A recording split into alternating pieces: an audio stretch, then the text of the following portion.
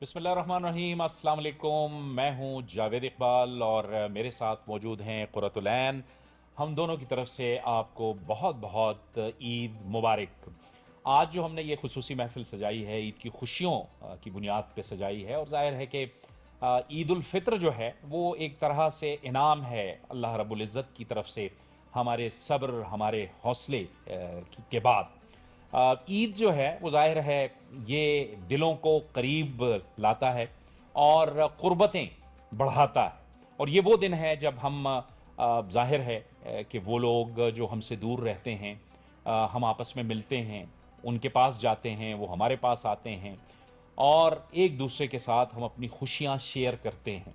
और हमें ये ईद जो है एक और मौका देती है कि अगर रमज़ानुल मुबारक में भी ऐसे लोग जो ज़रूरतमंद हैं, साहिब इस्तिताअत नहीं हैं, जिन तक हमारी पहुँच नहीं हुई, हम वहाँ तक पहुँचे नहीं हैं, हम ईद की इन खुशियों में उनको अपने करीब ला सकते हैं। जी बिल्कुल, ये एक बहुत खूबसूरत मौका है और इसी मौके का खूबसूरत तरीन फ़ायदा उठाते हुए हमने यहाँ पर एक खूबसूरत महफ़िल सजाई है। आप लोगों को ईद मुबारक जो है वो देने के लिए, इसकी मुबारकबाद देने के लिए, और साथ ही क्योंकि हम ऑफ़िस में मौजूद हैं, यकीनन यहाँ पर भी जितना क्रू है वो भी हमारी फ़ैमिली की तरह ही है, लेकिन हमने इस ईद का मज़ा दोबाला करने के लिए यहाँ पर मुख्तलिफ़ शोबाए ज़िंदगी से ताल्लुक़ रखने वाले मेहमानाने खुसूसी जो हैं उनको दावत दी है। और वो भी कहते हैं और हम भी कहते हैं कि आप ईद के दिन भी हमें नहीं छोड़ते। तो ईद के दिन हम यहाँ पे मौजूद हैं और हमने अपने मेहमानों को भी दावत दी है और उनका भी बहुत बहुत शुक्रिया कि वो सब लोग तशरीफ़ लाए हैं, उनसे गुफ्तगू भी होगी। लेकिन पहले उनका मैं तारुफ़ करवा दूँ। हमारी पहली शख्सियत, जाने माना नाम पाकिस्तान का, फ़न अदाकारी ले लें आप, म्यूज़िक के साथ भी उनकी बड़ी रग़बत है, इसके साथ साथ फ़न मुसव्वरी के साथ उनकी रग़बत है। उन्होंने आर्ट के लिए पाकिस्तान में बहुत काम किया है। जनाब मोहतरम जमाल शाह साहब, जमाल शाह साहब आपको बहुत खुशामदीद कहते हैं और आपको बहुत बहुत ईद मुबारक। बहुत शुक्रिया, आपको भी मुबारक हो जी। थैंक यू, बहुत शुक्रिया। हमारी अगली मेहमान दर्स व तदरीस के शोबे से वाबस्ता हैं, लेकिन उसके साथ साथ बहुत अच्छी शायरा भी हैं, असिस्टेंट प्रोफेसर भी हैं, राशिदा माहीन मलिक। राशिदा साहिबा अस्सलाम वालेकुम और आपको बहुत बहुत ईद मुबारक। और आप माशाल्लाह बहुत खूबसूरत लग रही हैं। बहुत शुक्रिया। आपने दिली ईद मुबारक। आप सब भी बहुत प्यारे लग रहे हैं। तमाम अहले पाकिस्तान को, तमाम मुसलमानों को मेरी तरफ से दिल की अथाह गहराइयों से ईद मुबारक। बहुत शुक्रिया, बहुत शुक्रिया। हमारी अगली मेहमान फ़र्रुख नौशीन हैं। फ़र्रुख नौशीन एक बहुत बेहतरीन ट्राइकोलॉजिस्ट हैं। फ़र्रुख, आपको भी बहुत बहुत ईद मुबारक। आपको भी बहुत बहुत और मेरे व्यूअर्स को भी बहुत बहुत ईद मुबारक। थैंक यू, बहुत शुक्रिया। हमारी अगली मेहमान जो कि एडवेंचर एथलीट हैं, साइकिलिस्ट हैं और बड़ा उनका उन्होंने जो है बड़ी बड़ी चोटियां सर की हुई हैं। साइकिलिंग तो होती है, लेकिन साइकिलिंग में फिर चोटियां सर करना, यानी वो दुनिया की पहली खातून हैं जिन्होंने दुनिया का तीसरा बड़ा, पाकिस्तान की तीसरा बड़ा जो नॉन पोलर ग्लेशियल सिस्टम है उसमें साइकिलिंग की है, जिसमें ब्याफो ग्लेशियर है, गुडविन ऑस्टन ग्लेशियर है, जो कि कराकोरम में ये सारे ग्लेशियर मौजूद हैं। समर खान आपको बहुत बहुत खुश आमदेद और आपको बहुत बहुत ईद मुबारक। बहुत शुक्रिया, आपको भी ईद मुबारक। Thank thank you. You Javed साहब। ये देखें कि जिन चोटियों को, जिन ग्लेशियर्स को नीचे से ऊपर तक देख के खड़े हुए डर लगता है, बिल्कुल वो उनके ऊपर जाना, उनको सर करना, और वो भी साइकिलिस्ट साइकिल पे, कमाल, ये कमाल बात है ये। हाँ जी, इस एडवेंचर के हवाले से भी हम बात करते रहेंगे, लेकिन शाह जी आप बहुत शुक्रिया आपकी आवत का। शाह जी आप बताइए ईद का दिन कैसे गुजरता है बच्चों के साथ, फैमिली के साथ, क्या आपकी एक वैसे हर ईद पे यही सवाल और ये सवाल जब होता है टीवी में आने के बाद, ये नहीं कि हाँ आए तो ये सवाल जब होता है तो मुझे बचपन याद आता है, इसलिए कि ईद अगर मैंने एंजॉय की है तो बचपन में ही की है। और मेरा ताल्लुक चूँकि क्वेटा से है तो हमारी ईदें उस ज़माने में बड़ी पुररौनक होती थी। मेले होते थे और छोटी ईद ख़ास तौर पे हमारे लिए बड़ी अहम होती थी कि हम फोकस हमारा ईदियों पे होता था, कपड़ों पे जो कुछ दिन पहले शुरू हो जाते थे, जूते वगैरह तैयार होके टास्क ये होता था कि ज़्यादा से ज़्यादा ईदी हासिल करनी। किसके पास जमा होती है, ये भी एक कंपटीशन होता है। घर से शुरू हो के फिर रिश्तेदार, माशाल्लाह हमारे इलाकों में रिश्तेदार जो हैं वो बिल्कुल कबीलों की तरह हैं, अच्छे खासे हैं, तो ईदियाँ खासी मिल जाती थी। और फिर हम, हमारे यहाँ रस्म है वहाँ छोटी ईद में हम अंडे लड़ाते हैं अच्छा, अंडे लड़ा अंडे उबाल के उसको रंग करके खूबसूरत नक्शो निगार, और बाज़ औक़ात अंडों में हम ज़रा कोई कारीगरी भी कर देते थे कि अंडा सुराख करके निकाल के उसमें लाख भर देते थे सिरे में ताकि वो टूटे ना। अच्छा, आइडिया ये होता है कि आपका अंडा जो है दूसरे अंडे तोड़ता जाए और आप जीतते जीतते जाएं। जाएं। अरे वाह। या, देखिए अंडों के ये- हिसाब, हाँ, अंडों को देखा जाए तो मुख्तलिफ त्योहारों में इनकी बड़ी अहमियत है। आपने अंडे की बात की तो मुझे ईस्टर एग्स जहन ये में आ ईस्टर गए। से ही जी। मुतल्लिक है क्योंकि नौरोज़ या ईस्टर ये एक ही, जी। और हमारे यहाँ ये बड़ी रवायत थी। हमारे यहाँ अफगानिस्तान में और बहुत दूसरे इलाकों में भी है, तो बड़ा मज़ा आता था। फिर वो मेले ठेले जो थे उसमें सर्कस भी हुआ करती थी, मौत का कुआं, मौत का गोला अरे वगैरह वाह। वगैरह, और अतराफ से लोग आके अतड़ भी करते थे, रक्स, मुख्तलिफ बिल्कुल रक्स। ठीक है। कोयटा एक ऐसा शहर है कि जिसमें बहुत सारी मुख्तलिफ ज़ुबानें बोलने वाले लोग हैं। अच्छा। पश्तून है, बलोच है, बरावी हैं, हज़ारा, कई लोग। तो वो सारे अपना जो कल्चरल एक्सप्रेशन रक्स के थ्रू या कपड़ों के थ्रू, तो ईद हमारे लिए एक तरह की कल्चरल एजुकेशन भी थी। ठीक, अच्छा। आजकल जो ईद है वो ज़ाहिर है हम तो बड़े हो चुके हैं, हम ईदी देते हैं। देने वाले बन गए, बन गए। और पिछली पुरानी ईदों की निस्बत हमारी ये ईद जो है बड़ी बोरिंग होती है। बोरिंग हो रही है। ऐसी क्या बात है कि बचपन में तो जनाब ईद बहुत एक्साइटमेंट के साथ गुजरती थी, आने का भी बहुत जुनून होता था कि जनाब ईद आ रही है, और अब जैसे जैसे बड़े होते जाते हैं वो एक्साइटमेंट कहाँ चली गई? क्यों आजकल के बच्चे क्या ईद मनाते हैं?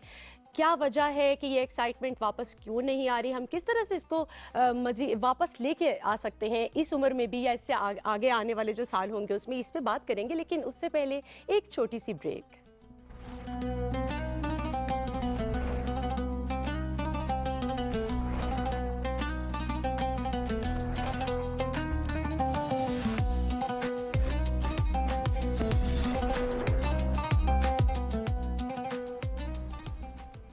ब्रेक के बाद एक बार फिर आपको खुशामदीद कहते हैं, एक बार फिर ईद मुबारक। और ब्रेक से पहले हम जमाल शाह साहब से बात कर रहे थे कि ईद कैसे गुजरती है। अब वो कह रहे थे कि ज़ाहिर है थोड़ा सा फ़र्क है, पहले जिस तरह से हम ईद मनाते थे थोड़ी सी कमी वाक़ई हुई है उस सेलिब्रेशन में, तो उस पर हम मज़ीद भी बात करेंगे। लेकिन ज़रा आगे चलते हैं और राशिदा माहीन मलिक साहिबा से पूछते हैं कि राशिदा साहिबा, क्या आपकी ईद भी फीकी पड़ गई है कि नहीं? ईद आपकी अच्छी गुजरती है, ज़बरदस्त मेरी गुजरती ईद है? ना बचपन वाली ईद भी बहुत प्यारी होती थी, लेकिन अब चूंकि मेरे पास पैसे होते हैं, मैं कमाती हूँ, तो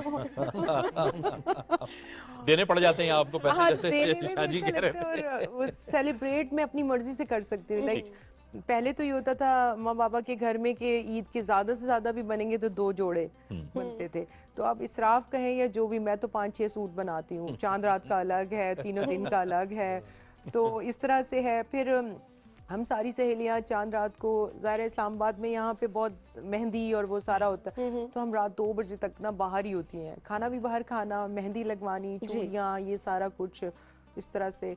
तो बाकी ईद वाला दिन जो है वो तो किचन में थोड़ा काम, सेवैयाँ जैसे हैं, खाने बिरयानी वगैरह बना रहे बनाने हैं, खाने पका रहे हैं, वो सारा कुछ है।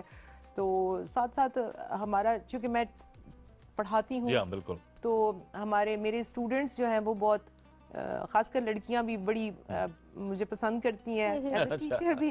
तो वो भी कोई ना कोई आ रहा होता है घर में ना, एक मेला ही लगा रहता है। मेहमान मेरे घर आते में तो रहते मेला ही लगा रहता है, ये स्टूडेंट्स भी आ रहे हैं, फिर कोलीग्स भी आ रहे हैं, तो ईद अच्छी, बहुत अच्छी मुझे लगती है। अच्छा, ईद से ज्यादा चांद रात मनाती हैं आप? हाँ, है ना? मुझे ऐसा ही लग रहा था आपके पास चांद रात, से। हाँ, चांद ज्यादा रात मुझे celebrate बहुत अच्छी करती लगती है। बस ये है कि वो लेट ऐलान होता है ना। राजदा जी, आप सिर्फ टीचर तो नहीं हैं, आप तो शायरा भी हैं, और शायरी है और ईद और चांद रात आपस में काफी तालमेल है। हाँ जी। कुछ लिखा कभी आपने चांद रात या ईद के मुतालिक? ईद के हवाले से भी लिखा है, लिखती रहती हूँ। वैसे रोमांटिक पोइट्री बहुत है, तो मैं चूंकि सराइकी हूँ, मुल्तान से हूँ, तो फिर अगर अभी कहेंगे तो सुनाऊंगी, वरना बाद थोड़ी देर में हम आपसे सुनते हैं, यकीनन सुनते हैं। एक राउंड कर लें कि हम जी, बाकी जरा, मेहमानों से भी। देख लें कि हम कैसे ईद मनाते हैं और आप लोग कैसे ईद मनाते हैं, क्या डिफरेंट है। फरूख, आप तो ईद से पहले बड़ी मसरूफ होती होंगी एज ए ट्राइकोलॉजिस्ट, क्योंकि ज़ाहिर है लोग आते हैं, बिल्कुल, और बालों ट्रीटमेंट की और सिलसिला चलता रहता है। बिल्कुल बालों की और स्किन की ज़्यादा फिक्र होती है। लेकिन हमारी ईद जो शुरुआत होती है ये नए दौर में व्हाट्सएप के ज़रिए, ईद के मैसेजेस, फिर उनका रिप्लाई करना, उनसे बात करना, क्योंकि जो क्लाइंट्स होते हैं उनकी भी इम्पोर्टेंस होती है, दोस्तों की, रिश्तेदारों की, कि आप सुबह उठते ही, बल्कि चांद रात से शुरुआत हो जाती है कि चांद रात मुबारक है। फिर ईद की एडवांस में कंपटीशन होता है कि कौन हमें पहले मैसेजेस भेज रहा है। तो सुबह सुबह ईद तो शुरुआत होती है मैसेजेस से, और फिर अब ये है कि हम क्योंकि ईद मनवाने वालों में से हैं कि सारा अरेंजमेंट करना, बच्चों के लिए घर में खाने इर्द गिर्द भिजवाना, तो वो हमारी ईद तो बस इस तरह से ही गुजरती है। अच्छा, ये बताइएगा कि अमूमन हमने देखा है, आप ट्राइकोलॉजिस्ट हैं, जी। ख़वातीन काफ़ी कॉन्शियस होती हैं अपने हेयर के बिल्कुल। बारे में, और ख़ुसूसन त्यौहार के मौके पे कि जनाब हमारे बाल बहुत अच्छे लगने चाहिए। ये तो आवाम को पता होना चाहिए, तमाम लोगों को, कि सिर्फ ये त्यौहार के लिए नहीं, ओवरऑल हेयर हेल्थ के लिए ज़रूरी है बिल्कुल, कि वो कुछ अच्छी ट्रीटमेंट्स करवाएं, ट्रीटमेंट्स करते रहें और डाइट पे ज़्यादा डाइट पे फोकस कंट्रोल रखें, करें। डाइट पे कंट्रोल सवाल हमारा ये था कि मर्द हजरात कितने कॉन्शियस हैं? आपके पास क्लाइंट की रेशो क्या है? हमारे पास, हमारा वैसे 95% जो काम है वो मर्द हजरात के ही साथ है, क्योंकि हमारा मेन काम हेयर ट्रांसप्लांट है अरे वाह। और फिर हेयर फॉल ट्रीटमेंट है। तो यूजुअली ईद पे ज़्यादा रश होता है, क्योंकि लोग ईद की छुट्टियां एंजॉय करने चाह रहे होते हैं। और वैसे भी जितने भी बिजनेसेस हैं, वो पहला अशरा तो लोग ज़रा रमज़ान की तरफ माइल होते हैं, सेकंड में वो एडजस्ट करते हैं, थर्ड में उनको ख्याल आता है कि आप भागो ये अब। 4-5 दिन की छुट्टी है तो इसे अवेल करना है। तो उसके इर्द गिर्द लोग हमारी तरफ भाग रहे होते हैं कि आओ चलो। तो हमारा भी चांद रात तक काम चल रहा होता है। हेयर केयर के बारे में आपसे मजीद भी पूछेंगे इसी आज के शो में। अगली हमारी जो गेस्ट हैं समर। समर बताइए, आप बताइए कैसी ईद होती है आपकी और क्या करती हैं आप? मेरी बहुत अनप्रिडिक्टेबल ईद होती है। पहले तो अच्छा। बचपन में कि ईदियाँ शीदियाँ मिल जाती थी तो हम खुश हो जाते थे, पैसे जमा करके कुछ ले लेते थे। फिर एक फेज़ ऐसा भी आया एजुकेशन फेज़ में कि हमें सिर्फ छुट्टी चाहिए होती थी जिसमें हम नींद पूरी करें, तो वो फिर हम सोने में गुजार देते थे। और अब जब से मैं स्पोर्ट्स में आई हूँ, तो अभी मैं बहुत ज़्यादा सेलिब्रेट घर में इसलिए करती हूँ, मैं खाती बहुत ज़्यादा हूँ, आई एंजॉय माई फूड, क्योंकि अक्सर ऐसे होता है कि तो मैं अपना ईद का जोड़ा लेके गई थी, मैंने वहाँ पहना था, लेकिन वहाँ सारे अंग्रेज थे, उनको पता ही नहीं था। Exactly, I wanted to ask you this, ये पूछना चाहती थी कि आपके मुख्तलिफ त्यौहार में भी आप गई होंगी, कहीं साइकिलिस्ट हैं आप, तो मुख्तलिफ मुहिम के लिए गई होंगी, तो वहाँ पर मुख्तलिफ कल्चरल लाइक डाइवर्सिटी होती है, तमाम जो स्पोर्ट्स वेमेन या मैन हैं, उनके साथ ईद कैसे मनाती हैं आप, या उनको बताती हैं कि ये हमारा कल्चर है, ये हमारा त्यौहार है, कुछ एजुकेट करती हैं? एक तो ये कि जब मैं अपना कल्चरल ड्रेस पहनती हूँ, क्योंकि मैं दीर से हूँ, तो हमारा वो पश्तून टाइप फ्रॉक में लेके जाती हूँ अपना, और वही ज्वेलरी होती है। तो मैं जहाँ जहाँ से गुजर रही होती हूँ या कोई मुझे देखते हैं तो फिर वो स्पेशली आके मुझसे पूछते हैं और पिक्चर बनवाते हैं। साइकिल कैसे चला लेती हैं उस ड्रेस में? नहीं, हर एक्सपेडिशन पे मेरे पास साइकिल नहीं होती, अच्छा। क्योंकि I also do snow boarding and mountaineering. हाँ, बहुत तो कभी सिर्फ क्लाइंबिंग होती है, कभी स्नो बोर्ड होता है, वो हमारे बैग के साथ लगा होता है, या अक्सर ऐसा होता है कि हमें सिर्फ ट्रेनिंग मिल रही होती है, एक्सपेडिशन अभी स्टार्ट नहीं हुआ होता। तो फिर ये कि मुझे अपॉर्चुनिटी मिलती है कि मैं अपने मुल्क के बारे में बताऊं, अपने इलाके के बारे में बताऊं, अपने कल्चर के बारे में बताऊं कि हमारी इस ईद पे ये होता है, इस ईद पे ये होता है। तो वो बड़ा अच्छा एक एक्सचेंज हमारा हो जाता है इंटरनेशनली। ठीक ठीक। जो मनशा साहब, ये जो हम बात कर रहे थे, जो कुरतुलैन भी बात कर रही थी कि ये क्या हुआ कि थोड़ी सी कमी जिसका आप जिक्र कर रहे थे ईदों में हो गया। पहले अगर आप देखें कि कार्ड भेजते थे, हम बाज़ारों में जाते थे, बुक शॉप से, बुक स्टॉल से हम कार्ड्स ख़रीदते थे, फिर भेजते थे, उसको बाकायदा एक सेलिब्रेट करते थे। अब ज़ाहिर है डिजिटल दौर आ गया है, व्हाट्सएप का ज़माना आ गया है, एक दूसरे को मैसेज कर देते हैं, ईद मुबारक, इन्विटेशंस भी उसी पे चल रही होती हैं। एसेंस ऑफ ईद थोड़ा एग्जैक्टली, जितनी हम डिजिटल एज में चले गए हैं, उसकी वजह से ये सारा कुछ हुआ है। कुछ थोड़ी बहुत फीकी पड़ गई, या फिर मोबाइल लेके फैमिलियों के साथ जिस तरह से पहले हम बैठते थे, गपशप करते थे, उसमें भी कमी आ गई। असल में हम अमूमन नॉस्टैल्जिया में रहते हैं। जी। हम ये समझते हैं कि पास्ट बहुत बेहतर, तो ज़रूरी नहीं है कि वो बेहतर हो। ज़िंदगी बदलती जाती है, जैसे मोड्स ऑफ प्रोडक्शन चेंज होती हैं, ऐसा ही है। तो गैजेट्स भी चेंज हो जाते हैं। एक ज़माना वो था कि रुमाल की बड़ी अहमियत थी, शायरा बैठती हैं। फिर ये है कि जैसे खतूत हुए, कार्ड्स वगैरह हुए, वो ज़माना भी बदल गया।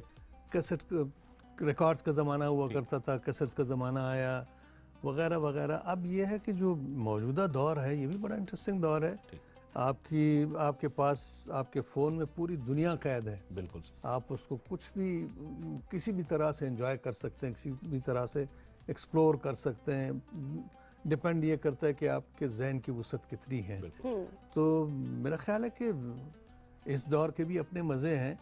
इनकम्पैरेबल है। वजह सिर्फ ये है कि सिक्योरिटी सिचुएशन चूँकि वक्त के साथ साथ चेंज होते जियो रहे। पोलिटिकल हालात की वजह से बदली है और हम ज़रा कन्फाइन हो गए हैं, तो वो मज़े जो हम पहले लिया करते थे वो ज़रा महदूद हो गए हैं। ठीक। अच्छा, आप कल्चर और हेरिटेज के वजीर भी रह चुके हैं। कल्चर, पाकिस्तानी कल्चर से आपका ज़्यादा गहरा ताल्लुक़ रहा, आपकी एक नज़र रही। आपसे जानना ये चाहेंगे कि ईद वैसे तो मुसलमानों का मजहबी त्यौहार है, मुख्तलिफ ममालिक जो मुस्लिम ममालिक हैं उधर भी मनाई जाती है, लेकिन आपको पाकिस्तान में कल्चर के एतबार से ईद में क्या डिफरेंस नज़र आया बाकी जो मुस्लिम ममालिक हैं? क्या डिफरेंट एक कोई चीज़ हम मनाते हैं या कुछ नज़र है आपकी इस मैंने चीज़ में? वो ईद तो किसी और मुल्क में नहीं गुजारी है कभी, लेकिन अच्छा। रमज़ान मैंने गुजारा है और वो भी अलजायर में। ठीक। अलजायर में रमज़ान जो था वो बिल्कुल एक फेस्टिवल की तरह था। अच्छा हमारे यहाँ तो रमज़ान को हम बहुत ज़्यादा महदूद कर देते हैं जी। कि जी गाना भी ना हो, खुशी भी ना हो, वगैरह वगैरह। वहाँ म्यूज़िक फेस्टिवल्स थे बेहतरीन। पूरे अरब वर्ल्ड का मैंने एक फेस्टिवल अटेंड किया और इट वाज सो फैंटास्टिक। हमारी तरफ क्वेटा में भी ईद, छोटी ईद है बल्कि बड़ी ईद भी, सारे रमज़ान अफ्तारी के बाद या सहरी के बाद अथन डांस अच्छा। लोग किया करते जो हैं। रिवायती एक रक्स है। तो ये enjoy देखिए, ये करते हैं। कल्चर की बात जी हाँ, हो गई। बिल्कुल। अच्छा। तो मेरा ख्याल है कि रोज़ा तो एक ऐसा फेस्टिवल है कि जिसको एंजॉय करना चाहिए भरपूर तरीके से। मैं ज़ाती तौर पे मुझे रोज़ा बड़ा पसंद है, मैं रोज़े रखता हूँ और इस आदत की वजह से मैं हंगर स्ट्राइक भी कर सका हूँ कई बार। तो ज़माने तालिब इल्मी में आप कर चुके हैं काफ़ी हंगर मुझे रोज़े की जो कैफियत है ना वो बड़ी पसंद है। मतलब इस वजह से मैं मेरा रोज़ा सिर्फ इस वजह से नहीं होता कि जी सवाब है जी। या फ़र्ज़ है, बल्कि उसका जो मज़ा है, कल्चरल मज़ा, मैं उसको ज़्यादा एंजॉय करता हूँ। आर्टिस्ट भी हैं आप। अगर ईद त्यौहार ना होती, कोई रंग होती, तो कौन सा रंग होते? असल में रंग, तमाम रंग, भरपूर रंग हैं। मैं किसी एक रंग का इंतखाब नहीं कर सकता हूँ। अच्छा। गो कि मैं अमूमन सफ़ेद या खाकी या ग्रे डार्क कपड़े पहनता हूँ, लेकिन हर आर्टिस्ट रंग की का एक हैसियत से अपना आप मज़ा है, हर रंग हर रंग से की आप मोहब्बत भी हरारत करते है, हैं। हर रंग की बिल्कुल। अपनी ज़मीन है। बिल्कुल बिल्कुल जी सही। हाँ। राशिदा, अब आप शायरी ये के जो बारे एक में शायरी बात के बारे में, और वही हम कह रहे थे कि अब आप हमें कुछ सुना दें। रंगों की बात हुई हाँ जी। और कलाम की भी बात यकीनन होगी। हाँ, रंग तो जैसे सर ने, शाह साहब ने कहा, रंग तो सारे ही प्यारे होते हैं। वो हल्के, ऊदे, उनाबी, गहरे, हर तरह के रंग। और मैं तो शायरा हूँ, मुझे तो रोमांस, रंग, खूबसूरती, मौसम, और ज़्यादा ब्राइट नजर हर आता है। चीज़ जी इंस्पायर करती है ना, हर चीज़ इंस्पायर करती है। सराइकी में भी लिखती हूँ और उर्दू में भी लिखती हूँ और पंजाबी में भी लिखती हूँ। तो पंजाबी में तुहानू सुनाना चाहनी हाँ जी ज़रूर। कि किसे नू गल दा हार नहीं करना, किसे नू गल दा किसे नू गल दा हार नहीं करना, हो जाए जे प्यार नहीं करना, नहीं करना। नहीं करना। ओके। किसे नू गल दा हार नहीं करना, हो जाए जे प्यार नहीं करना। ते जावेद साहब, दिल नू रखना दिल दी थावें, दिल नू रखना दिल दी थावें, दिल नू वसों बार नहीं करना। बाहर नहीं कर। अरे वाह, क्या बात। ये तो नसीहत हो गई। हाँ, दिल नू रखना दिल दी थावें, दिल नू वसों बार नहीं करना। ते ओने तकना इक्को वारी, उन्हें तकना। ओने तकना इक्को ही वार। वारी, दूजा ओने वार नहीं करना। अरे। क्या कहने भाई। ते ये एक तक ही इतनी हाँ जी, टॉक्सिक थी। तकनी, ये तकनी जो है, ओने तकना इक्को वारी, दूजा ओने वार नहीं करना। ते अखां दे विच ओ, अखां दे विच पाके अखां, अखां दे विच पाके अखां, पुछदा मैनू प्यार नहीं करना। वाह जी। अरे। वाह जी।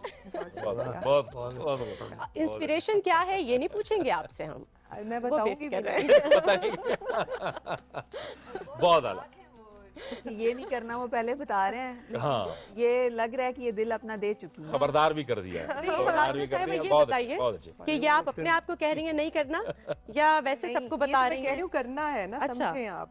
अच्छा, मतलब इस ना में हाँ है। जी शाह साहब, अब क्या कह रहे असल में वो जो एक कंडीशनिंग होती है हमारी कि ये नहीं करना, वो नहीं करना, वो नहीं करना, तो इस्तेलाह हुई है। हैं? ठीक ठीक ठीक। बहुत शुक्रिया। लेकिन लग ये रहा है कि ये अपना दिल दे चुकी हैं। अब ये बाकियों को समझा रही हैं कि आपने ये नहीं करना। मुस्कुराहट में जवाब था। और बहुत खूबसूरत शायरी है पंजाबी शायरी के अंदर इतनी रिदम लाना इतना आसान काम नहीं है। बहुत बहुत बहुत बहुत खूबसूरत। इसमें नहीं, कोई नहीं जी, ये अब क्या बात है आपने की, ये जो हमारी जुबानें हैं ये सारी बड़ी जरखेज जुबान है। बहुत अभी जरखेज की बोलियां बिल्कुल जो ऐसा। पंजाबी हो, सराइकी हो, पश्तो पश्तो हो, ये इनकी तो जो भरी जनरेशन हुई रिदम इनकी से। जनरेशन अरबी पंजाबी शायरी का आजकल ट्रेंड कम है। मतलब आजकल के लिहाज से इतना रिदम लाना कहना ये जा सही जमीन सही से जुड़ी हुई शायरी है ना। जो शाह साहब हमारी जो बोलियां हैं ना, मादरी जुबानें हैं जो हमारी, जो बचपन से हमने अपने माँ बाप से सीखी हैं, वो सारी रिदमेटिक हैं। बिल्कुल वो उनके अंदर रिदम है। यानी जैसे पंजाबी में आप देखें कि कित्थे जांदे पे हो, ठीक है, ये मैंने तो उसमें कह दिया ना फ्लो में, कित्थे फेलुन फेलुन फेलुन कित्थे जांदे पे हो, ये सारी शायरी है। पश्तो में भी, सराइकी, पंजाबी, हिंद को, जितनी भी हमारी मदर लैंग्वेजेस हैं तो वो रिदमेटिक हैं। उर्दू जो है वो बहुत खूबसूरत ज़बान है, लेकिन उर्दू के अंदर रिदम लाना इट्स थोड़ा मुश्किल हो डिफिकल्ट। जाता है? यस, मुश्किल हो जाता हाँ है? जी, क्योंकि असल वो में वजह यह है कि उर्दू इन तमाम ज़ुबानों से मिलके बनी है। जी बिल्कुल सही। तो उर्दू को बड़ा एक चैलेंज दरपेश होता है कि किस ज़ुबान से क्या ले। बिल्कुल सही, बिल्कुल सही। आपने तो ज़्यादा इंजॉय इसलिए भी किया होगा, मौसीकी से भी रग़बत है जमाल शाह साहब आपको, और आपकी माशाल्लाह आवाज़ भी बड़ी ज़बरदस्त। ज़्यादा वक्त आपने मौसीकी को उस तरह से नहीं दिया जैसे आपके ख्याल में देना चाहिए था। आप ज़ाहिर है एक्टिंग में रहे, आर्ट के लिए काम करते रहे, लेकिन शायद मौसीकी को आपने बड़ा महदूद रखा। हालांकि आपने आगाज़ तो जावेद साहब, मौसीकी मैंने रद्द अमल में शुरू की, अच्छा, इसलिए कि मुझे घर वाले NCA नहीं जाने दे रहे थे और चाह रहे थे कि मैं डॉक्टर बनूं। अच्छा, मैं बनना नहीं चाहता था क्योंकि मेरे अंदर मदर टेरेसा नहीं थी। तो मैंने रद्द अमल में मौसीकी सीखनी शुरू की और फिर पता चला कि मुझ में थोड़ी सी सलाहियत है। ठीक। लेकिन फिर मुझे ये भी इब्तदा में मैं समझता था कि मैं मुन्नडे और रफ़ी साहब या हेमंत से कम नहीं हूँ। अच्छा, जब मौसीकी का पता चला तो वो आवाज़ श्रिंक हो गई। इसलिए कि मैंने महसूस किया कि मौसीकी बहुत ही डिमांडिंग फील्ड है। अगर आप बिल्कुल ठीक, दिन में अगर 24 घंटे हैं तो आपको 25 घंटे रियाजत करनी चाहिए, ठीक। तब जाके आप किसी काबिल होंगे। फिर उस ज़माने में मेहदी हसन साहब जैसे, ख्याल मोहम्मद जैसे, बिल्कुल सही। नाशनाज जैसे लोग थे। तो मैंने सोचा कि जी मैं ये तो नहीं कर सकता हूँ, लिहाजा छोड़ ही देनी चाहिए। ठीक, तो ना मैं पूरी कर सका और ना जब फैसला किया कि छोड़ देनी चाहिए, छोड़ भी नहीं सका। छोड़ भी नहीं सके। तो फ्रस्ट्रेशन है। गुनगुनाते शौक तो की, रहते हाँ, शौक की हद तक आप गुनगुनाते रहे, क्योंकि मैं ज़माने तालिब इल्मी में, मैंने आप प्रोग्राम से पहले भी हम बात कर रहे थे, हमने आपको सुना जब हम यूनिवर्सिटी के स्टूडेंट थे, दागिर चापीर पोगरुनो रागलू बारानूना गले वरीजी, वो शकीला नाज के साथ आपने पेशावर में गाया। बड़ा ज़बरदस्त आवाज़ तो आपकी माशाल्लाह बहुत ज़बरदस्त है। लेकिन बाद में हम आते हैं कि कहाँ आपने ज़्यादा कंफर्ट महसूस किया। जी फ़रोख नौशीन साहिबा, आप बताइए, ट्राइकोलॉजिस्ट के पास क्यों आए लोग? डर्मेटोलॉजिस्ट भी हैं, आपके पास क्यों आए लोग? इसलिए आए कि बेसिकली ये फील्ड सिर्फ और सिर्फ बालों से रेलेवेंट है, कि इसमें सिर्फ और सिर्फ बाल के मुतालिक पढ़ा जाता है, उसके प्रॉब्लम्स के मुतालिक पढ़ा जाता है, जो हेल्थ है उसके बारे में। हेल्थ के देखिए बारे एक में। स्पेशलिस्ट है वो। जी, लेकिन मैं जो तमाम ख़वातीन देख रही हैं, मैं उनको ये पैगाम देना चाहूँगी कि वैल्यू योर ऑन हेयर। आजकल जो ये चल निकला है ना कि लोग वो आर्टिफिशियल बाल निकलवाते हैं, एक्सटेंशंस का बहुत एक्सटेंशन रिवाज का बहुत ट्रेंड है और उनको बड़ा टिकटॉक पे और सोशल मीडिया पे बहुत ज़्यादा अच्छा दिखाया जा रहा है। मुझे आपके बाल बड़े प्यारे लग रहे थे, अरे थैंक यू सो मच। वो मैं यही देख रही थी। देखिए जो हैं अपने हैं, नेचुरल हैं, आप सिर्फ उनको लंबा दिखाने के लिए उनमें इतनी एडिशन कर रहे हैं कि वो जी हमारे बाल लंबे हैं और वो आपके अपने बालों को ख़राब कर रहे हैं। देखिए ज़्यादा ज़रूरी ये होता है कि सर पे बाल रहें। जो हैं, जो ज़्यादा ज़रूरी ये है कि जो हैं वो अच्छे लगे, उन्हें अच्छा कैरी करें। जैसे आपके बाल कितने प्यारे लग रहे हैं, छोटे हैं लेकिन आपने उनको इतना अच्छा कैरी किया हुआ है। समर के भी मैं बाल देख रही थी कि माशाल्लाह बहुत हेल्दी हैं और बहुत इक्वल हैं। वजह ये है कि ज़्यादा ख़राब नहीं किया हुआ। और दीर के लोग तो वैसे ही बहुत प्यारे और बड़े मेहमान नवाज होते हैं। और वो तंदुरुस्ती का भी तो अपना बहुत ख्याल रखती हैं, जाहिर बात है न्यूट्रिशन की बहुत अहमियत है, बहुत जो आप ज़्यादा। खाते हैं वो नजर आता है आपकी नजर स्किन आता पे, है आपके उनका, बाल देखिए पे। उनके बाल कितने प्यारे हैं, नजर आ रहा है कि इक्वल हैं, हेल्दी हैं और छेड़ा नहीं हुआ। हमारे खवातीन का ज़्यादा प्रॉब्लम है आजकल बाल ब्यूटी झड़ने भी है, जो हम ये रंग और इस्त्री बालों पे चलाते हैं ना। और अच्छा, इसके अलावा एक और भी है, वो ऑटो इम्यून डिजीज होती है जो जी। उसके बारे में मुझे आपसे ज़रूर पूछना था। आजकल खवातीन के अंदर बहुत प्रॉब्लम है, स्ट्रेस मेरे ख्याल से ज़्यादा लेती हैं, स्ट्रेस कोर्टिसोल basically लेवल ज़्यादा हो जाता हमारी है। बॉडी एक मशीन की तरह है। आप जिसको इसके साथ करेंगे, आप सोएंगे नहीं तो आपकी बॉडी रिएक्ट करेगी। एलोपेशिया के पैचेस हो जी, जाते ज़्यादा हैं। उसका ज़्यादा वो ऑटो इम्यून डिजीज़ है, वो ज़्यादा तब होती है, जेनेटिक रीज़न भी हो जाती है, लेकिन जब आपका स्ट्रेस बैलेंस नहीं होता है ना, बिल्कुल। तो वो आपको बहुत ज़्यादा हो ये जाती खवातीन है। में आजकल बहुत, और ख़ास तौर पर जो PCOS की पेशेंट्स हैं, उनके साथ ये ज़्यादा प्रॉब्लम हो रहा है। आपके पास कोई इलाज है इस चीज़ का, PRP या कुछ और? इसका इलाज ज़्यादा डर्माटोलॉजी से रेलेवेंट है, क्योंकि ये थोड़ा सा स्किन की डिजीज़ में भी आ जाती है। लेकिन उन तमाम खवातीन या हजरात के लिए कि जिनको ये प्रॉब्लम हो, वो पहले अपना स्ट्रेस बैलेंस करें, नींद बैलेंस करें। आजकल आपके पास बच्चों से लेके बुजुर्गों तक जो भी आते हैं, वो एक ही जवाब देते हैं, जी वो तो हम 4-5 बजे सोते हैं और सुबह 7-8 बजे उठ जाते हैं। जब आपकी पूरी बॉडी, आपकी नींद, आपका सिस्टम बैलेंस ही नहीं होगा, तो आप कैसे चलेंगे? आप क्या कर रहे हैं अपने साथ? बिल्कुल, और नींद से तो रिवाइव होती है ना जी, बॉडी, बिल्कुल। कम से कम आप 6-8 घंटे की नींद लें। बिल्कुल। बहुत ज़रूरी बता आप पानी वैसे रहेंगे पिएं, जैसे मैं अच्छा, भी लेती हूँ। ये फास्ट फूड ने हमें बहुत तबाह कर दिया है। हाँ, बिल्कुल सही, बिल्कुल ये सही, तो है। बैलेंस डाइट, ये सारी बड़ी अहम चीज़ें होती हैं। बड़ी समर जी, समर आप बताइए कि ये साइकिलिंग के प्रोफेशन का और साइकिलिंग बी एथलीट, ये इंतखाब कैसे था? आपका ताल्लुक जो है, आपने दीर, अपर दीर, लोअर दीर से, तो क्या बचपन में ही से साइकिलिंग की शौकीन थी आप, या क्या क्या आपकी वो थी मैं इंस्पिरेशन पहाड़ों होती को है? एक्सप्लोर करना चाहती थी, क्योंकि मेरे अपने गांव में बहुत सारे हैं, तो मैं पूछती थी मैं यहाँ क्यों नहीं जाती, हम लोग क्यों नहीं जाते, वो कोई कल्चर नहीं था वहाँ पे, हम बस आगे पीछे भाग रहे होते थे।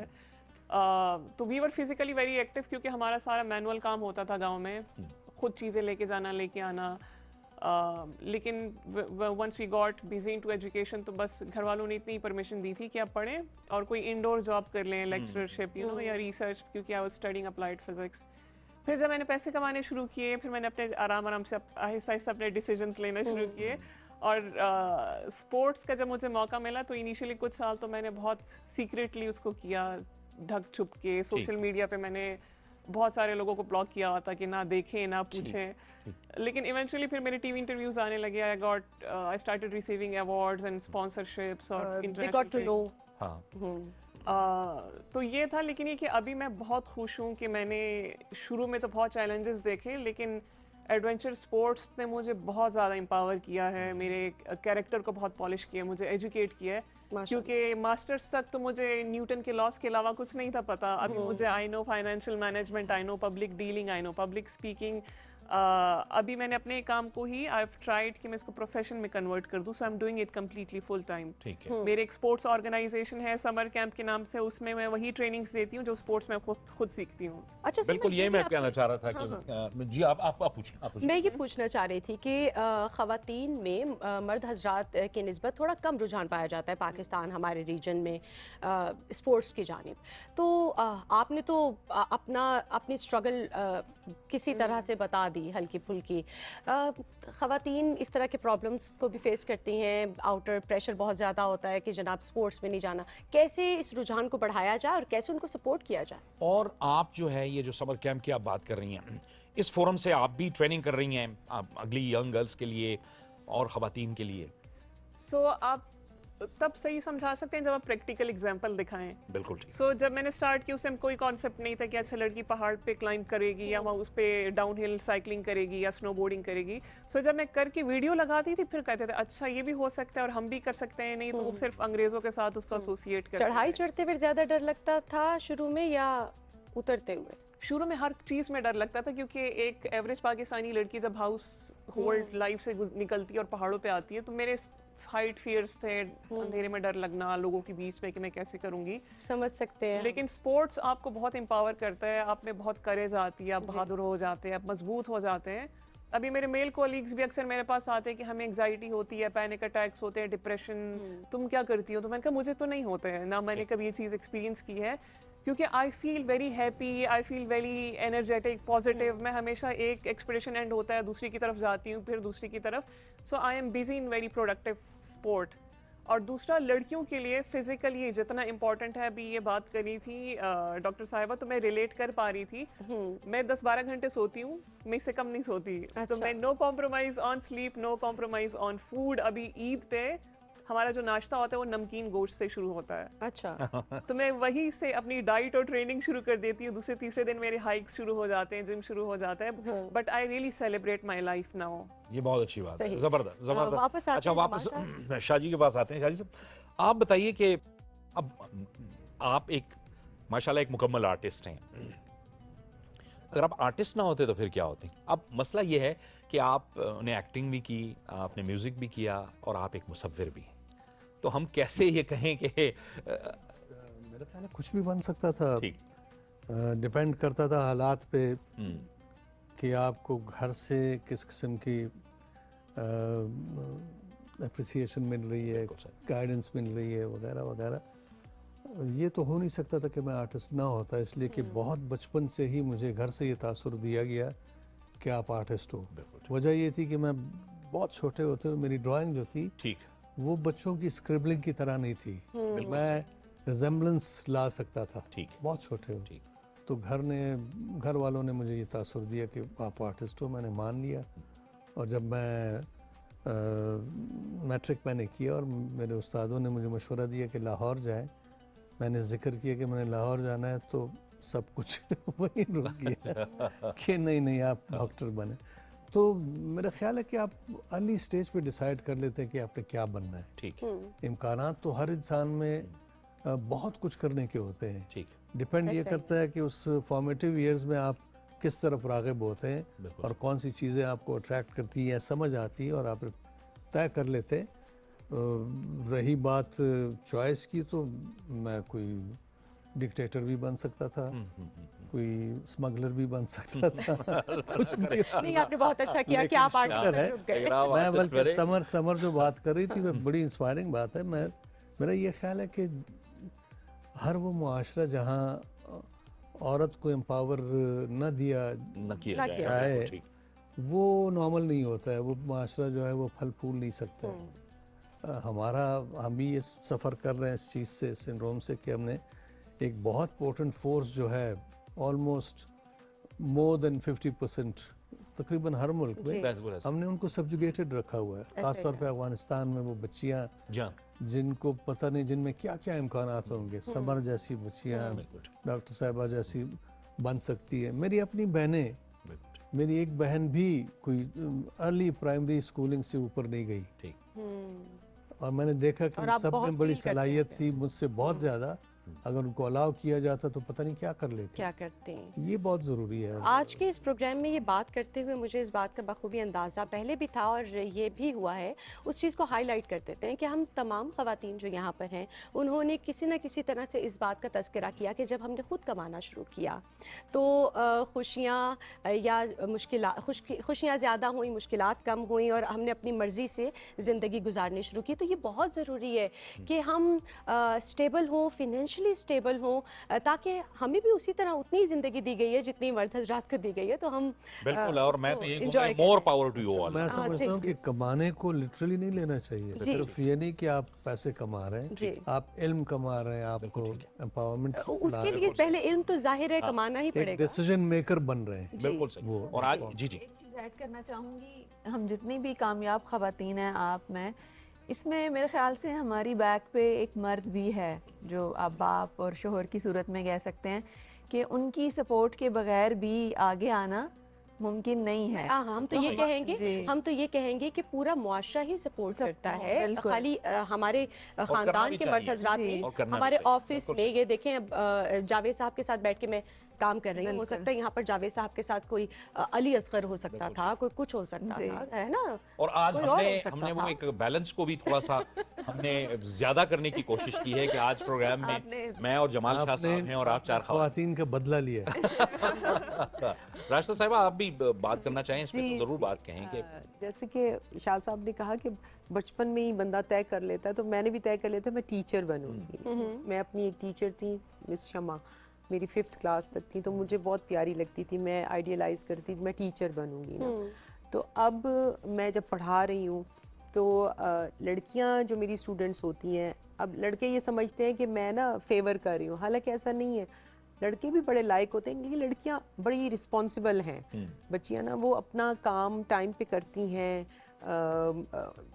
मुझे मुतासिर करने के लिए भी करती होंगी, लेकिन खुद से वो रिस्पॉन्सिबल हैं, जिम्मेदारियाँ उठाती हैं, घर के काम भी करती हैं। मैं उनसे पूछती रहती हूँ।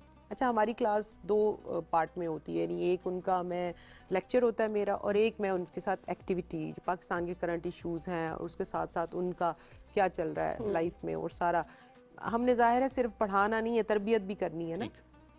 तो मैं उनको ये कहती हूँ बच्चियों को कि हमारे जो भाई हैं, हमारे जो बाप हैं, हमारे माशरे के जो मर्द हैं, वो भी बहुत उन्होंने हमें इज़्ज़त दी है, हमें पढ़ाया है, लिखाया है।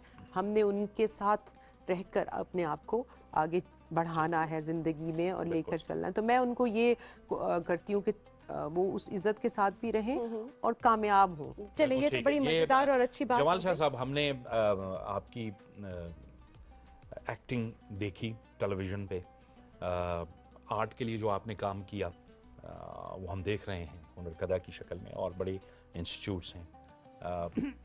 कोशिश होती है, आप निगरान वफाकी वज़ीर भी रहे, उसमें भी आप कोशिश करते रहे कि जितना कुछ आर्ट और कल्चर के साथ के लिए कर सकते हैं आपने कोशिश की। थोड़ा सा अगर मेरी और सबकी फरमाइश पे और ख्वाहिश पे थोड़ा सा अगर कुछ हमें गुनगुना दें, क्योंकि हम सुनते तो रहे हैं आपको, लेकिन थोड़ा सा अगर गुनगुना दें। मेरा अक्सर गला जो है वो एक बहाना भी होता है कि ख़राब है, सही, लेकिन हकीकत भी ये है कि मैं आउट ऑफ प्रैक्टिस में रियाजत करता नहीं हूँ, तो कोशिश मैं करूँगा। ठीक, एक ठीक। पश्तो फोक है, वो सुनाता हूँ मैं। मातम गोर जानान लेवनय बसे स्पेलनय बसे, मातम गोर जानान लेवनय बसे स्पेलनय बसे, दलेवनय हजतपुरासु दलेवनय हजतपुरासु पलार जीप काणुवली ज़्यारतून स्पेल नहीं बसे। वाह वाह। अब ये क्या बात एक फोक है, और हर ज़ुबान के फोक में या हर ज़ुबान में बड़ी खूबसूरतियाँ होती हैं। बिल्कुल, पश्तो ज़ुबान में हरमल जो है उसको स्पेलनाई कहते हैं। स्पेलने, अच्छा, स्पेलनाई बड़ा पोएटिक है, स्पेलनाई राइम करता है लेवनाई से, खंदनाई से, वगैरह वगैरह। तो ये हरमल तो जानते शेर हैं जो है वो धुआं जिससे जला के धुआं ये निकलता महबूबा जो है वो कहती है अपने महबूब को कि मुझे मत देखो, मैं आज इतनी बनी सबरी हूँ कि तुम दीवाने हो जाओगे और जल जाओगे। स्पेलनाई जो है, स्पेलनाई हरमल को कहते, तुम स्पेलनाई बन जाओगे और मुझे फॉरएवर कर दोगे, यानी मेरी नजर उतार दोगे। सही है, सही है। ओके। जबरदस्त जी, बहुत बहुत ये तो बहुत बहुत शुक्रिया, बहुत खूबसूरत था। शुक्रिया। जब मायने पता चला तो और ज्यादा अच्छा लगा, क्योंकि मुझे तो नहीं आती पश्तो। एक छोटा सा सवाल ऐसे तमाम पश्तो सीखें, अगले जान में कोई और जुबान नहीं। एक सवाल है छोटा सा जो हमारे 4 यहाँ पर गेस्ट हैं उनसे भी पूछूंगी, और जो मेरे को होस्ट हैं जावेद साहब, आपसे भी पूछूंगी। आपकी भी जावेद साहब खुद भी गाते हैं जी, इनसे सुनते हैं। ओहो, इनसे गाना भी। कि वैसे भी चलिए, बड़ी जब हम क्लोजिंग baritone करेंगे आवाज तो आपके गाने के ऊपर करेंगे। ये हो गया टिट फॉर टैट, जो आपने अच्छा गेम किया है आपने शाह साहब। अच्छा, अगर ईदी पैसों में ना मिलती और आज आपके पास ये इख्तियार होता कि आप ईदी ले सकें, लेकिन आपने हम में से किसी एक से ईदी लेनी है, क्या चीज़ लेते शाह साहब? पता नहीं, मैं वैसे चीज़ें जमा करने वाला नहीं हूँ। मैं आपसे ये रिक्वेस्ट करता कि जी दुआ दें मुझे। दुआ लेते आप ईदी में। राशिदा साहिबा, आप क्या लेते हैं? मैं कहती कि आप मुझे फूल दें, साथ दुआ भी दें। और किसको कहती हैं आप? मतलब यहाँ तो आपने कहा है ना हम लोग जो हाँ, हम हैं, लोगों में से बताइए। आपको कह देती मैं, या इस तरह। हम आपको बहुत बखुशी फूल देंगे। बहुत शुक्रिया। दुआएं तो आपके लिए हैं। बहुत शुक्रिया। आप मैं बताइए। आपको ये कहती कि मुझे आप ईद का मीठा दीजिए, क्योंकि वो ईद का अरे मीठा हाँ, मीठी ईद, मीठी एसेंस तो ईद यही है, तो इसके बाद मेरे प्रोग्राम के बाद जी बिल्कुल। समर, मैं अगर कुछ लेना चाहती तो मैं जमाल शाह सर से मैं स्केचिंग और पेंटिंग स्किल सीखती, क्योंकि आई लव स्केचिंग, लेकिन मुझे बहुत जरूर, बेसिक आती जरूर, है, जरूर, इतनी आती नहीं है। Of course. जावेद साहब, अब आप बताइए, आप यहाँ पर बैठे किससे ईदी लेते हैं और क्या? मैं तो सबसे मोहब्बतें बांटता नहीं, ये मोहब्बतें ना लेता। किया करें ये आप, मेरे लिए काफी है। नहीं नहीं, आपको जवाब देना हम पड़ेगा। सब मिलके जावेद साहब से ईदी खूबसूरत में गाना अभी लेते हैं इसे जरा, क्या कहते हैं, लेते क्लोजिंग लेते। हो जाए ना तो हाँ, जरा ये जेब समर अपनी समर गीली से मैं कर पूछना लीजिए। चाह रहा था, समर ये एडवेंचर के बारे में अपना बताइए, ये जो किया आपने, ये एक्सपीरियंस आपका कैसा रहा? ये इतने पहाड़ों पे, कराकोरम माउंटेन्स पे, ये तो कैसा फिर एक्सपीरियंस? बिकॉज एक बूम आया सोशल मीडिया का, तो बहुत सारे लोग आपको नजर आए होंगे। मेरे लिए ये स्पोर्ट्स से ज़्यादा एजुकेशनल सफ़र रहा है, मैंने बहुत कुछ सीखा है, क्योंकि जब आप दूसरे मुल्कों में मुख्तलिफ कल्चर्स में उठते बैठते हैं तो आपकी बहुत गलत फहमियाँ दूर हो जाती हैं, अपने ही मुल्क के लोगों के बारे में आप बहुत अच्छी चीज़ें सीख जाते हैं।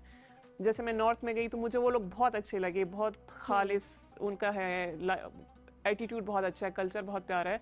कहीं कहीं मुझे अपने पश्तून कल्चर में सिमिलैरिटीज़ उनके साथ नज़र आई। और दूसरा ये कि मुझे पाकिस्तान को ऐसी जगह पे रिप्रेजेंट करने के मौके मिले जहाँ पे हमारे बारे में बहुत गलत सोचा जाता था। अभी मैं जब डिफरेंट पहाड़ों पे जाती हूँ, या अभी मेरे 5 दिन बाद एक एक्सपेडिशन है आर्कटिक पे, तो वहाँ पे मैं पहली पाकिस्तानी होंगी। और जब बहुत सारे अंग्रेज़ों पे आप एक होते हैं तो बहुत सवाल पूछते हैं वो आपसे, और अच्छा कि वहाँ पे भी स्पोर्ट्स होता है, हमें तो ये लगता था, मीडिया पे ये दिखाते हैं। So I feel very blessed and privileged कि मुझे ये सब कुछ आपको ये ठीक मौका करने का मिला। मौका मिल रहा है। एग्जैक्टली। बिल्कुल ठीक है। और ये मेरे ख्याल में जो आपने बात की कि बहुत से ऐसे लोग होते हैं जो अजीब सा आपके बारे में सोचते हैं शायद, लेकिन जब आप मुल्क में आते हैं तो आपको पता चलता है। हमने देखा बहुत से गोरे वीलॉगर्स भी आए, बहुत से मुल्कों से वीलॉगर्स यहाँ पे आए, और जब उन्होंने यहाँ ट्रैवल किया तो जमाल शाह साहब उनको बड़ा मज़ा भी आया, मेहमान नवाजी जब उन्होंने देखी वो उससे भी बड़े इम्प्रेस हुए। यानी ये जो इमेज है मुल्क का, ये इसी तरह के लोग जो हैं दरअसल हमारे एम्बेसडर्स होते हैं जो पूरी दुनिया तक इमेज पहुंचाते हैं। एब्सोल्युटली।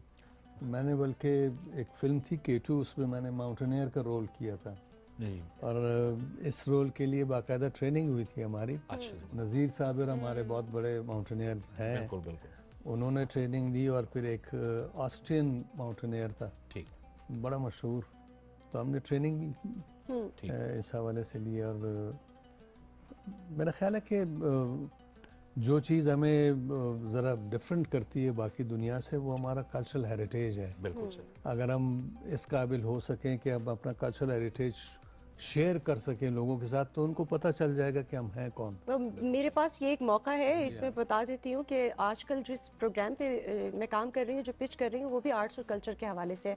आपसे काफ़ी मदद लूँगी उसमें। ज़रूर जी, इंशाल्लाह। और किसी प्रोजेक्ट पे काम कर रहे हैं जमाल शाह साहब अभी? मैं आजकल एक फ़िल्म बना रहा हूँ। अच्छा, फिल्म का नाम है 96 आवर्स। 96 ये जो हमारी जंग थी इंडिया के साथ, जो हम हमारी ज़िंदगी में, कम से कम मेरी ज़िंदगी में, मैंने इतनी बड़ी फतह एक्सपीरियंस नहीं की है पाकिस्तान की। देयरफॉर इसको सेलिब्रेट करना बहुत ज़रूरी है, तो उसी पे फिल्म बना रहे हैं, जो हॉलीवुड, चाइना और टर्की के साथ हम मिल के बना रहे हैं। अच्छा, ये तो बहुत बड़ा और इंशाल्लाह नेक्स्ट ईयर जनवरी में ये रिलीज़ करेंगे हम।